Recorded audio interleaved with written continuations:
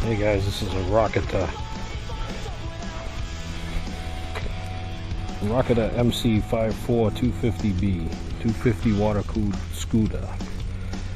It came to me. It has bad lighting. The lighting went dim on the headlights and then they went completely out. There's the fairing. So first of all, the switch, from being left outside, is a low mileage bike. The switch was dirty inside, so you can take these apart and you can clean them, and I put diametric lube in them now. You know, they don't have that from the factory, so they get corroded very easily outside. This one has a stereo system, MP3 player. What I found was, I found the wire in here underneath the fairing. It's the biggest white wire, and the biggest white wire is a power feed to this blue and white wire. The blue and white wire, it's solid blue with a white stripe. It goes to the switch. That's what gives the power. And if you notice, I couldn't Mickey Mouse it and hot wire it to anything else because the gauge wire in here is all thin. Everything is thin except for this one white wire. You know, the gauge is a lot thicker, so it takes a lot more power for the headlights.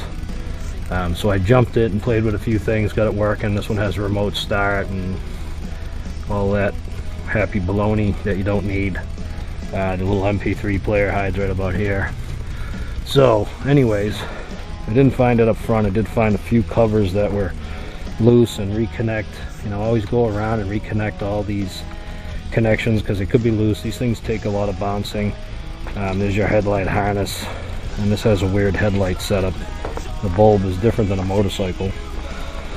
So you pretty much have to take the whole thing apart, which is fun. You know, take the lowers off, the uppers, the fairing, the gas tank shroud. The thing has a killer rectifier. Most motorcycles don't even have one this big. But what I did find right here, this is the Stator wire. And there's the 3 wires that come from the Stator that charge the battery. I do not know how his battery was staying up. One of these wires just fell right out. It wasn't even in the connector anymore. It was just hanging there. It might have been bouncing. He told me at first that the headlights were dim, so it might have been like bouncing and shorting out, but all I did was fix the connector. It has that little pin in there, and I fixed them and made them. I always check these that they don't pop out on their own. But because one wire was out, it wasn't feeding the rectifier, and then coming out of this red wire here, it goes into the booster for the headlights, and here's your white wire, all the way back here. I searched and searched and searched the world over, thought it was true love, and whoops, there it is. It's a booster for the headlight. I'm not sure what it does.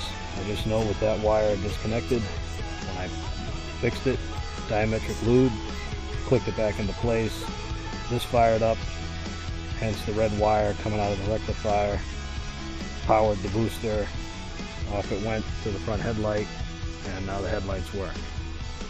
So now I pretty much got this contraption to put back together. I mean, to get at that, just to get at the rectifier area, you have to take off the whole back shroud, taillight assembly, everything. Also, this bike's got a vibration in the rear end. I think it's the rear end gear is stripped out. But also in here, it looks like somebody got hit from behind. This is bent. I'll try to do this later and fix it up. There's your wiring harness, but you should always check all these wiring harnesses and put new diametric lube and put it all back together. I'll probably check the air cleaner, make sure that's okay. But you got to deal with the keys. You know, it's very fun to take these plastic shrouds off. It's not fun at all, you know. But there it is. I can find the key here. I need to get one more headlight. One of them's not right. See if I can start it. There you go, your intermediate lights come on, the dash lights come on. These are your parking lights, those are always on. And these have that weird giant bulb. See if I can start her up with all the grips off.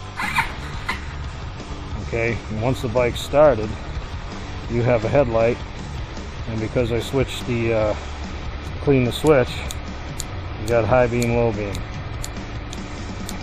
But the bike has to be running for the headlights to work and to have the power to the white wire, but that's what it was. It was the rectifier wasn't powering up the headlights. But I'm missing a headlight, I need to get that, but that's what it was. So now the joy and comfort of putting this thing all back together. Yahoo! This is Cruise Roy, and I'm out of here. Hey guys, this is Cruise Roy. I got a, it's like a Roketa or John Way 250 water-cooled scooter. And it had headlight problems, so I changed the bulbs, but I tore the body apart to find, I think it's another problem. The lights were dim and then the fan would come on, they'd get brighter. So I'm going to show you a test on the stators to show you if I'm doing it right. My meter has a continuity test where it beeps when it hits a ground. I have the motor grounded with the ground wire right to the motor with an alligator clip, so you see how it beeps. Okay, so now here's the stator, and I have two stator wires. It seems they loop up in this harness, and then it goes to this wire here, which is part of the electric fan. One lead goes to the electric fan. Don't ask me why they wired it like that, but that's what they did.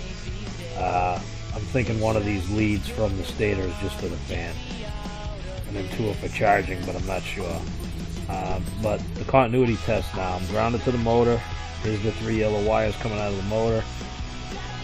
I test one wire, no beep. Second, no beep. Third, no beep.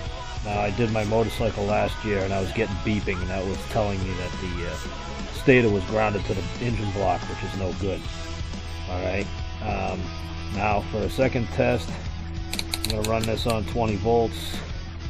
The meter on 20 volts. We're still grounded to the engine block. Let me start it up. Oop.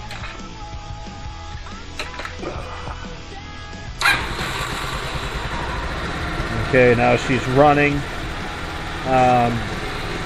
It's grounded to the engine block. I'm going to test each wire here for voltage. First wire, nothing.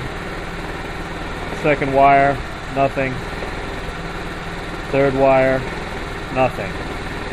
Alright, now grounded to the motor, hitting each lead, and I'm getting nothing. Shut it off for a minute. Alright, the only other test I can think of is, let me take the ground off the motor. I'm going to do a continuity back to sound check. I like that because it's like the simplest thing to do with those things. Now, touch the two together, I'm getting a beep. Now, if I touch one yellow wire with the red lead, the black lead I touch another, I'm getting beeps here. That means I have continuity between all three of these wires. Now, even though it's not going through the ground, does that mean this is dead? The state is dead. Alright, I hope this video helps you out. I'm getting bad charging.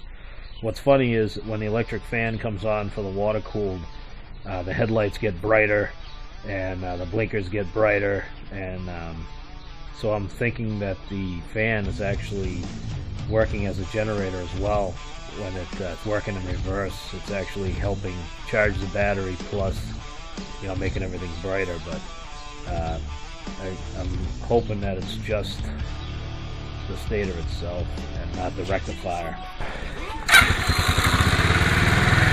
This is Cruise Roy. There's a noise coming out of this rear end of this bike, and I think it's the gearbox. It's got a spun bearing or something, but go ahead. I got my son holding the front brake.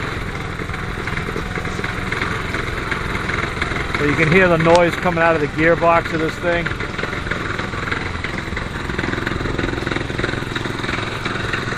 It's just making a very clunkety noise. Alright, shut it down.